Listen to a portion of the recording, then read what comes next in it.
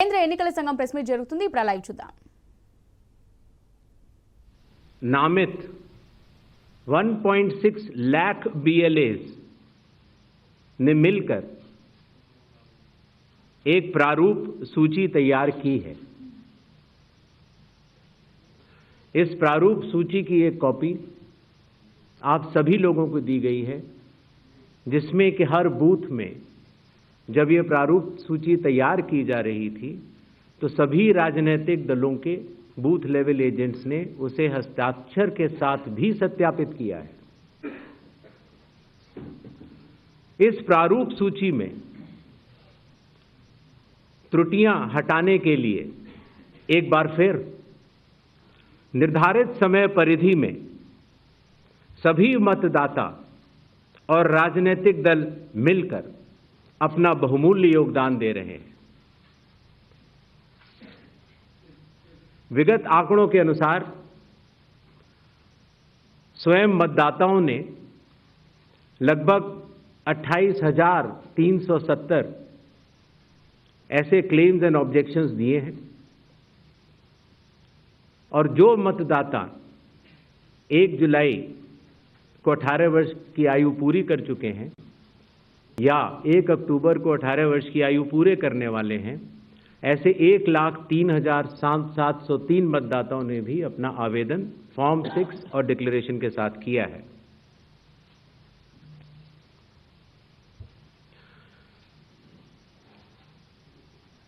और इन claims and objections के लिए, इन त्रुटियों को हटाने के लिए बिहार के SIR में 1 अगस्त से 1 सितंबर का समय निर्धारित है. अभी भी 15 दिन का समय बाकी है. चुनाव आयोग सभी राजनीतिक दलों को उनके द्वारा नामित बूथ लेवल एजेंट्स को, नेशनल लेवल पॉलिटिकल पार्टीज को, स्टेट लेवल पॉलिटिकल पार्टीज को आह्वान करता है कि आने वाले 15 दिनों में जो भी प्रारूप मतदाता सूची उनको दी गई है उसमें अगर कोई भी त्रुटि हो तो उसको प्रिस्क्राइब्ड फॉर्म के तहत जमा करें. चुनाव आयोग के दरवाजे हमेशा सबके लिए समान रूप से खुले हुए हैं. जमीनी स्तर पर सभी मतदाता, सभी राजनीतिक दल और सभी बूथ लेवल ऑफिसर्स मिलकर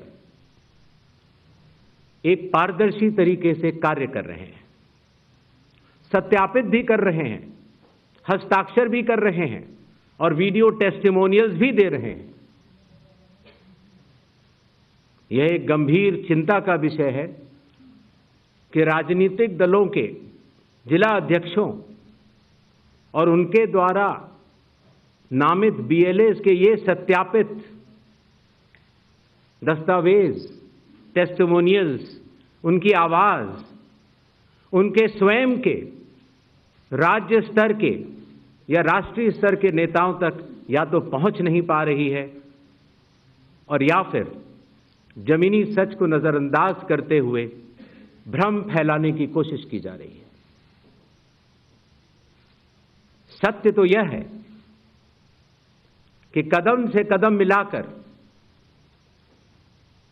सभी स्टेक होल्डर्स बिहार के SIR को पूर्ण रूप से सफल बनाने के लिए कटिबद्ध हैं, प्रयत्न कर रहे हैं और कठिन परिश्रम कर रहे हैं.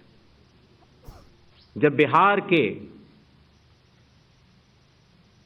7 करोड़ से भी अधिक मतदाता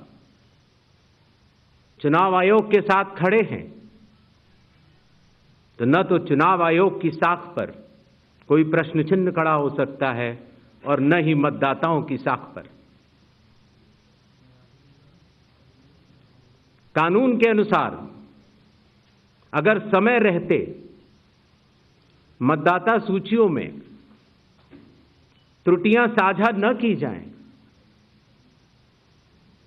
मतदाता द्वारा अपना प्रत्याशी चुनने के 45 डेज के भीतर माननीय उच्च न्यायालय में चुनाव याचिका दायर न की जाए और फिर वोट चोरी जैसे गलत शब्दों का इस्तेमाल करके जनता को गुमराह करने का असफल प्रयास किया जाए,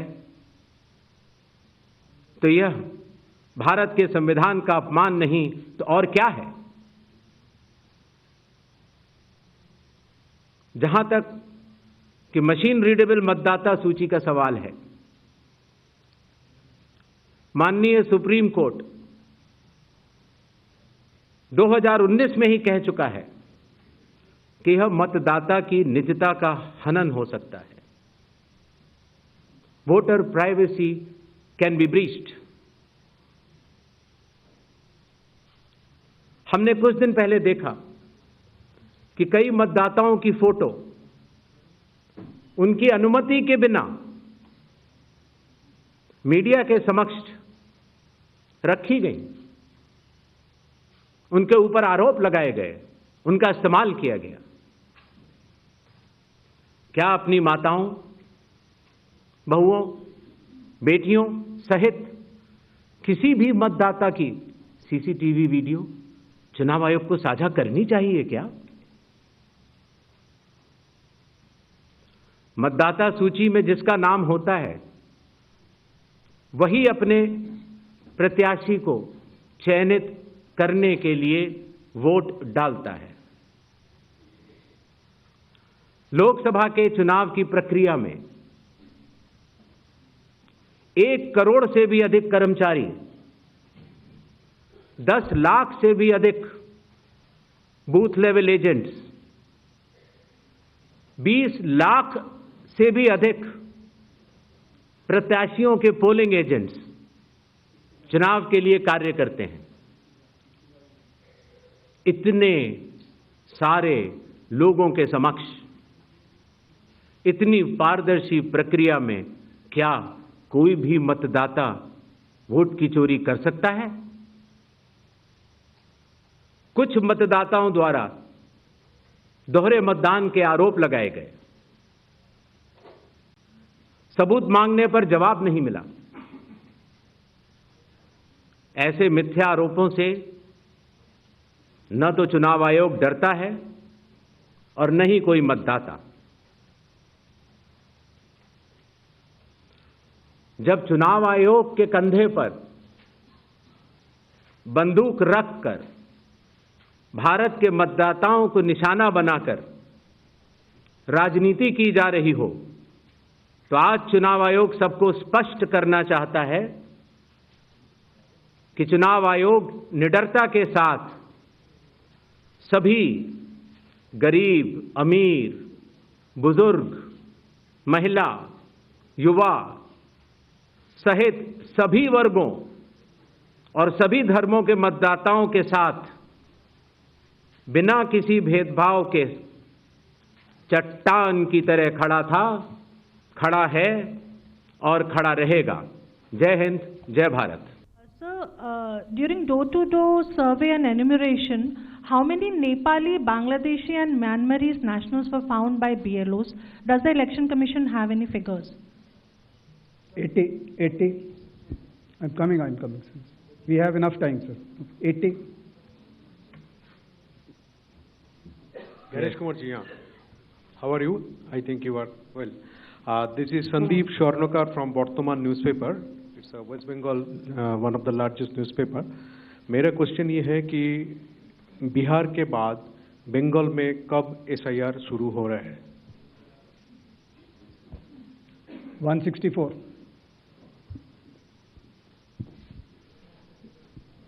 सर नीरज हूँ, न्यूज 18 इंडिया से, नेटवर्क 18 से। हमारा सवाल है कि स्पेशल समरी रिवीजन सालाना तौर पे होता है हर साल, तो SIR की ज़रूरत आपको कौन सा मतदाता सूची दोनों प्रक्रिया से अलग मिलेगा? हम ये जानना चाह रहे हैं। और एक सप्लीमेंट्री सवाल है इसी के साथ कि आपने कहा कि कुछ पॉलिटिकल पार्टीज के नेता भ्रम फैलाने की कोशिश कर रहे हैं।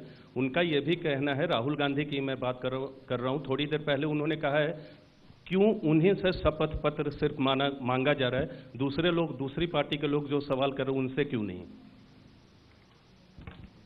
तो इन 5 सवालों को पहले ले लेते हैं।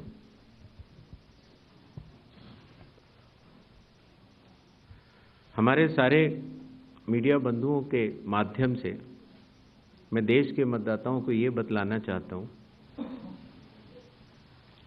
कि जब भी मतदाता सूची का रिवीजन होता है तो उसकी प्रक्रिया वही होती है जो मैंने आपको अभी शुरू में बताई। अर्थात सबसे पहले बूथ लेवल ऑफिसर्स और बीएलएज, राजनीतिक दलों के बीएलएज मिलकर एक ड्राफ्ट तैयार करते हैं और उसके बाद सभी राजनीतिक दलों को और उसी असेंबली कॉन्स्टिट्यूएंसी के मतदाताओं को यह अधिकार होता है कि वो उसमें त्रुटियां सुधारने के लिए आवेदन कर सके। आवेदन 3 तरह के हो सकते हैं, या तो किसी का नाम छूट गया हो तो फॉर्म 6 होता है, या किसी का नाम गलत जुड़ गया हो या किसी और को जुड़वाना हो तो फॉर्म 7 होता है, और या कई बार उसमें विवरण गलत हो जाए, आपकी नाम की स्पेलिंग गलत हो जाए, फोटो गलत हो जाए, एड्रेस गलत हो जाए तो फॉर्म 8 होता है। तो ये क्लेम्स एंड ऑब्जेक्शंस का जो पीरियड होता है ये बहुत महत्वपूर्ण होता है और इसमें सभी राजनीतिक दलों की भागीदारी और मतदाताओं की भागीदारी भी आवश्यक होती है। जब ये सारे क्लेम्स एंड ऑब्जेक्शंस आ जाते हैं तो उसके बाद जो उस इलाके का एसडीएम होता है, जिसको कई जगहों पर इलेक्टोरल रजिस्ट्रेशन ऑफिसर भी बोलते हैं, जो कि स्टेट गवर्नमेंट का एक अधिकारी होता है, वो उस पर एक निर्णय लेता है और निर्णय करने के बाद एक अंतिम सूची का प्रकाशन करता है। ये प्रक्रिया मैं आपके माध्यम से सभी मतदाताओं को बताना चाहता हूं, जिससे कि उन्हें भी सनद रहे कि पूरी प्रक्रिया होती क्या है। तो एक बार जब एसडीएम की तरफ से अंतिम सूची प्रकाशित कर दी जाती है, और याद रहे कि प्रारूप अर्थात ड्राफ्ट सूची भी पॉलिटिकल पार्टी से शेयर की जाती है और अंतिम सूची भी पॉलिटिकल पार्टी से शेयर की जाती है, और आजकल चूंकि तकनीकी का जमाना है तो वेबसाइट पर भी इलेक्शन कमीशन की अवेलेबल होती है। इसके बाद भी अगर कोई भी त्रुटि रह जाए तो उस जिले के डीएम के पास एक अपील होती है, और अगर डीएम से भी उस त्रुटि का समाधान न निकले तो उसके ऊपर उस प्रदेश के चीफ इलेक्टोरल ऑफिसर के पास एक अपील होती है। जो अंतिम सूची प्रकाशित हो जाती है उसके ऊपर हो जाते हैं चुनाव। जब चुनाव होते हैं तो पॉलिटिकल पार्टीज अपने कैंडिडेट्स को खड़ा करती हैं और उन कैंडिडेट्स को यह सूची एक बार फिर दे दी जाती है कि इस सूची के ऊपर मतदान होगा, और ये सूची मतदान केंद्रवार दी जाती है। इस प्रक्रिया के बाद जब चुनावी मतदान होता है तो मतदान केंद्र के अंदर हर प्रत्याशी को यह अधिकार होता है कि वो पोलिंग एजेंट्स को नामित करे, और वही सूची पोलिंग एजेंट्स के पास भी होती है। तो उदाहरण के तौर पर जब हमारा कोई मतदाता जब मतदान करने जाता है तो पोलिंग एजेंट्स देखते हैं, और अगर कोई गलत व्यक्ति जा रहा है या कोई 2 बार जा रहा है तो उसके ऊपर ऑब्जेक्शन भी कर सकते हैं। मतदान प्रक्रिया समाप्त होने के बाद मतगणना होती है, और मतगणना के बाद रिटर्निंग ऑफिसर रिजल्ट्स डिक्लेयर कर देते हैं। ये एक डिसेंट्रलाइज्ड कंस्ट्रक्ट है। संविधान के अनुसार ये पूरी जिम्मेदारी चुनाव आयोग की है, लेकिन लोक प्रतिनिधित्व कानून के तहत चुनाव आयोग तो एक छोटा सा 800 लोगों का एक समूह है, तो लोक प्रतिनिधित्व कानून के तहत चीफ इलेक्टोरल ऑफिसर, हर जिले का डिस्ट्रिक्ट कलेक्टर, जिसको डिस्ट्रिक्ट इलेक्टोरल ऑफिसर भी कहा जाता है, हर असेंबली कॉन्स्टिट्यूएंसी का इलेक्टोरल रजिस्ट्रेशन ऑफिसर जो कि एसडीएम भी होता है, बूथ लेवल ऑफिसर्स, ये सभी के सभी सिर्फ इसी काम के लिए चुनाव आयोग के पास डेपुटेशन पर भी रहते हैं। सिर्फ मतदाता सूची और मतदान कराने के लिए। तो जब रिटर्निंग ऑफिसर रिजल्ट डिक्लेयर कर देता है, उसके बाद भी कानून में प्राविधान है कि आप 45 डेज के अंदर आप उच्च न्यायालय जाकर एक चुनावी याचिका दायर कर सकते हैं और चुनाव को चैलेंज कर सकते हैं। जब ये प्रक्रिया 45 दिन समाप्त हो जाते हैं, उसके बाद इस तरह के निराधार और आरोप लगाना, चाहे वो केरल हो, चाहे वो कर्नाटक हो, चाहे वो बिहार हो, जब 45 दिन चुनाव के बाद पूर्ण हो चुके हैं और किसी भी दल को, किसी भी कैंडिडेट को कोई भी गलती नजर नहीं आई, तो आज इतने दिनों के बाद इस तरह के निराधार आरोप लगाना, उनका उद्देश्य क्या है, ये सारे मतदाता और देश की जनता पूरा समझती है। जहां तक स्पेशल इंटेंसिव रिवीजन की जरूरत क्यों पड़ी और स्पेशल इंटेंसिव रिवीजन में और नॉर्मल जो रिवीजन हर साल होता है, दोनों में क्या फर्क है, ये बहुत अहम सवाल है। पिछले 20 सालों में हर साल रिवीजन होता रहा और जो एनुअल रिवीजन होता है उसमें साधारण तौर से एब्सेंटी, शिफ्टेड और एक जिसे कहते हैं कि एक रैंडम तरीके से उसका रिवीजन कर लिया जाता है। जब पिछले 20 सालों से इंटेंसिव रिवीजन नहीं हुआ, हालांकि पहले होता